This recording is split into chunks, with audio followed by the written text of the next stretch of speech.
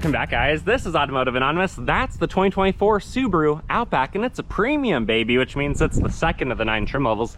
And today I'm going to review it. That means we're going to do a walk around, go through the specs, initial driving impressions, 0 to 60 with the GPS, and then final thoughts to decide, is a Subaru Outback potentially worth your time and money, or should you leave it at the lot and consider the competition? Big thanks to the Twin Falls Subaru for letting me borrow it for the day. And we're going to dive right in with this review and find out why 140 to 180,000 people every single year in the United States buy a brand new Subaru Outback. This 2024 is still part of the 6th generation that started in 2020. There's no big refreshes for this model year, except for the Outback Wilderness, which I already posted a video of. That had some pretty decent changes. Otherwise, we still have the front fascia change from 2023 and the slightly upgraded CVT and the head unit, which are a little bit better than the outgoing models.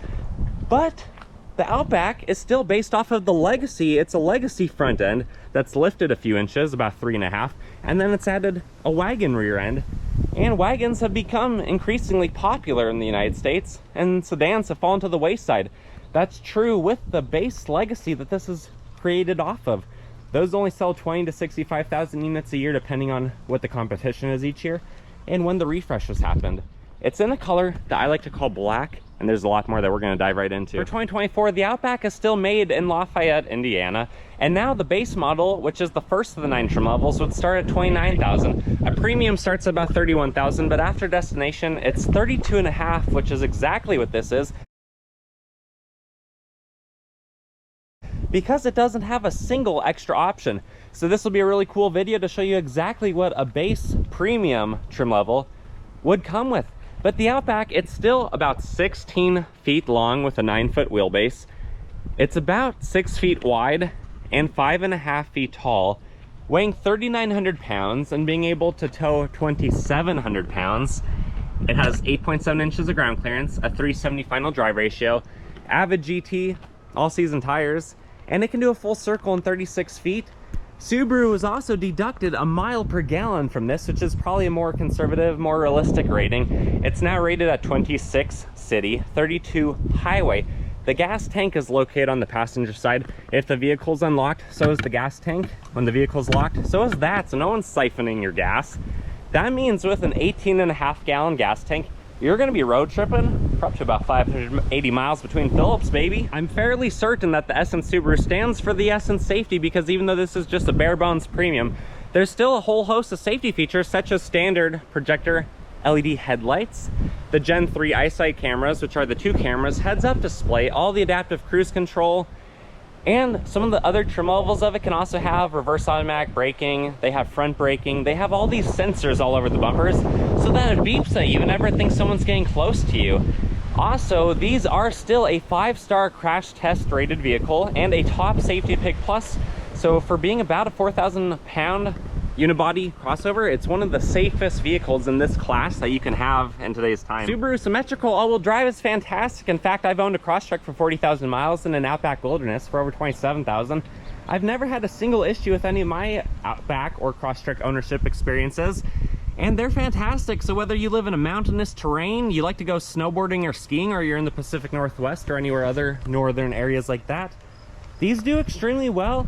They'll take you out back. They'll take you wherever you need to go. And because Subarus have kind of become enthusiast vehicles, and we're in the 5th generation of the 6th gen model, there's a lot of aftermarket goodies if you did want to lift or lower yours, if you want to put skid plates on, aftermarket LED lighting, or anything else. There's a whole lot of options that you have with a platform like this. If you guys like the Subaru Outback, or you like my style, please consider giving this video a big thumbs up. Your act of kindness really goes a long way and helps my channel to grow. Thank you. But if you choose to leave it bone stock how it is, you're honestly getting a really good vehicle, and there's nothing wrong with that.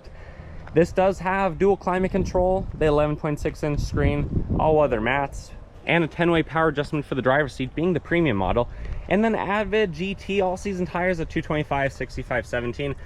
It kind of has like a chrome accent around the mirrors and the windows to match the wheels. Otherwise, it's all blacked out minus the cladding. Overall, it looks really good. But when you're going premium without any extra packages, you have a physical key with lock, unlock, and the hatch release button. Let's hop inside and see what else it has to offer. The door panel looks very Outback, just like all the other models. It has kind of a two-tone color combo, nice wide, soft touch armrests, nice big handle, bottle holder, some snacks. I wish they'd extend that.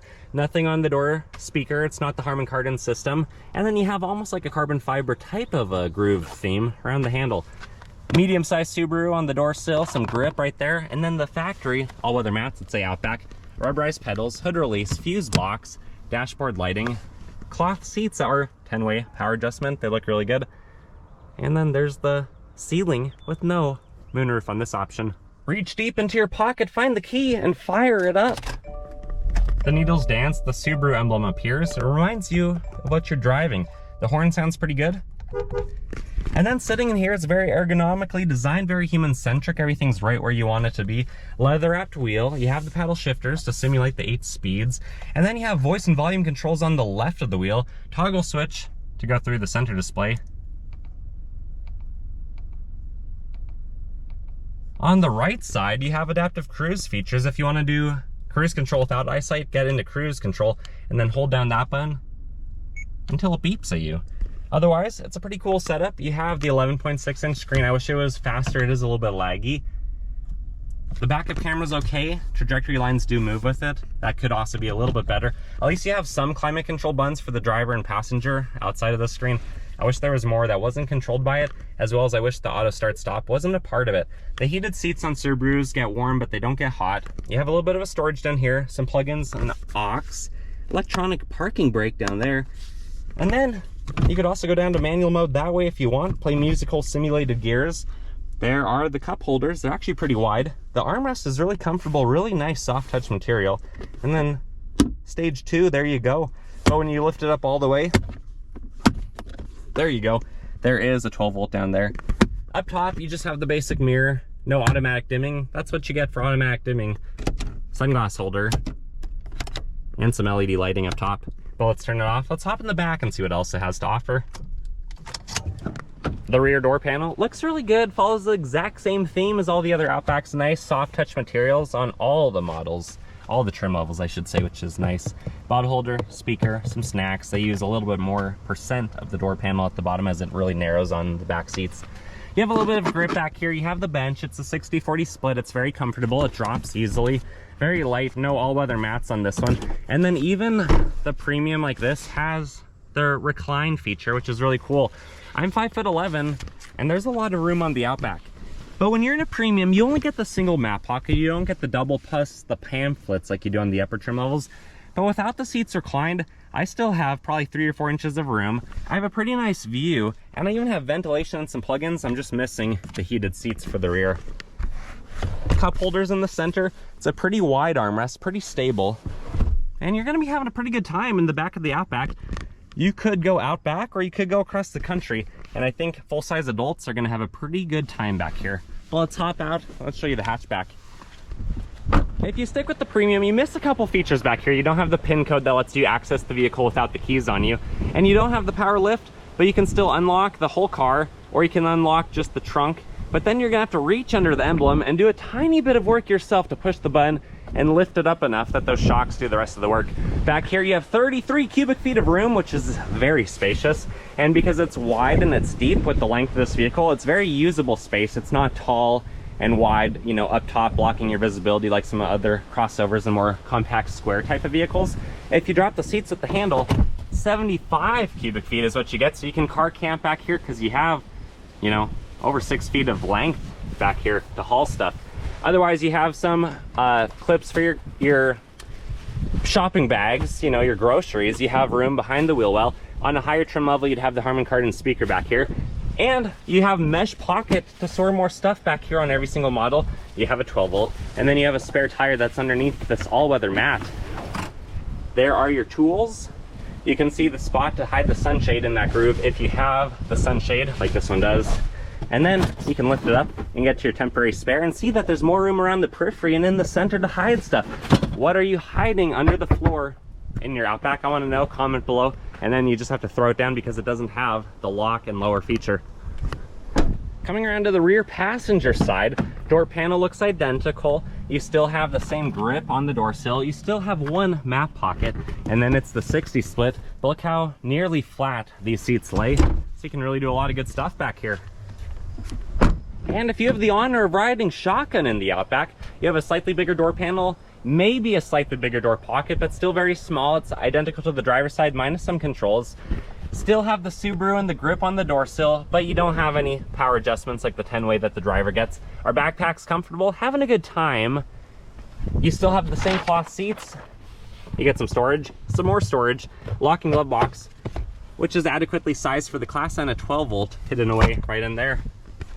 I know what you guys are waiting for. You want to see what a flat 4 boxer engine looks like and where it's at under the hood. So that's what I'm going to show you next. Pop the hood. Under the hood is the 182 horse, 178 pound-feet of torque boxer flat 4 engine. If you opt for the turbo, you get about 80 more peak horse, 100 more peak pound-feet of torque, but because the torque is so much lower in the RPM band, it sounds not nearly as impressive as how immensely more powerful the turbo Outback feels, but this one does an okay job. You have ventilation through the grille, through the filter, through the baffling to quiet it down, to the throttle body, to the intake manifold, and then all of your reservoirs are right up top. Your battery's there on the driver's side. Your oil, dipstick, fill, and filter, it's all right where you need it to be. And then your alternator is up top with the belt right on the front because it's a front-facing engine. Super easy to work on for most maintenance items, and they're pretty darn reliable. Connected to a CVT and then the all-wheel drive system, they're very capable. Let's drop the hood. Time for my favorite part. We're going to teleport and time travel to the road and see how it drives. Initial driving impressions of the 24 Outback Premium is it feels a lot like every other Outback I've driven, but a little bit more refined, a little bit better than last year's 2023 Outback Premium that I reviewed. Of course, visibility is unchanged because we're still in the same generation. It makes excellent use of its interior volume, its interior space, and at 5'11", I'm very comfortable. Very human-centric design and where everything's positioned and placed.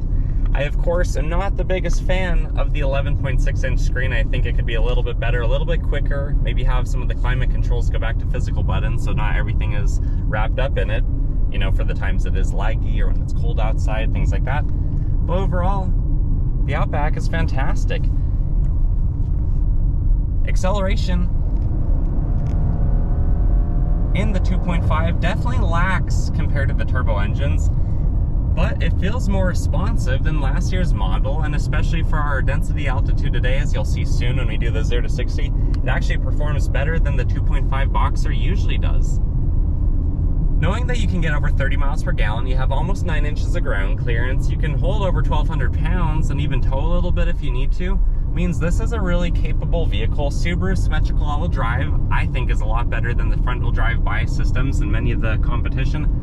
So you can go places that you can't in other vehicles, you can carry things that you otherwise wouldn't be able to have with you, and you can just live life. Outbacks make life easier, as that seems to be, you know, maybe what Subaru should change their logo to. It's what makes a Subaru, is that it makes life a little bit easier. I have an Outback Wilderness, I really enjoy it. I've driven over a dozen Outbacks in the last year since starting my channel, and they're good. Are they good at everything? No. Do they have some compromises? Yeah. But for the most part, for most people, you could be over 6 feet tall, you could be adequately comfortable in here. The seat bolstering is fair, our backpack's having a good time, it's not overly aggressive, so a lot of people will find a comfortable position. The cloth seats honestly do a pretty good job. The speakers aren't fantastic, but because the interior cabin of this is so well insulated, they do pretty well. You don't really miss as much depth, and just sound quality as you would want if the cabin wasn't so well insulated. Road and wind noise are not bad. These all-season tires really don't kick up many rocks on this highway route like some other vehicles I take on it do. And overall, I'm having a good time. Personally, I think if you are living at high altitude, if you go up into the mountains frequently, if you tow, if you weigh it down, if you have a rooftop tent or you do things like that, I really think you might want to consider a turbo model of the Outback. But if you don't do those things, if you just drive around town, around city, have it unloaded most of the time, the 2.5 boxer seems to be just fine.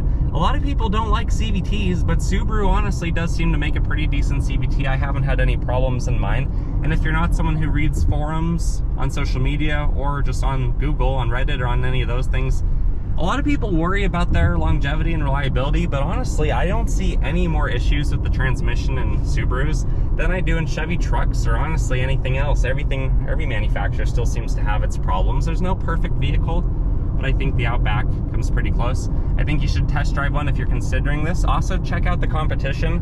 Make sure you find what's right for you, but a lot of people like these, and I'm one of the people who like them. Anyways, guys, let's get to our private road so we can see how fast it is with the 2.5 Boxer. 0 to 60 in the Outback. Of course, traction control is off. I'll brake rev the CVT. True altitude's 3,800 feet, but density altitude's 4,900 feet. That means this naturally aspirated engine is down in power 15 to 17.5%. I'll verbalize the true 0 to 60, and then I'll show you the GPS graph after. Let's go.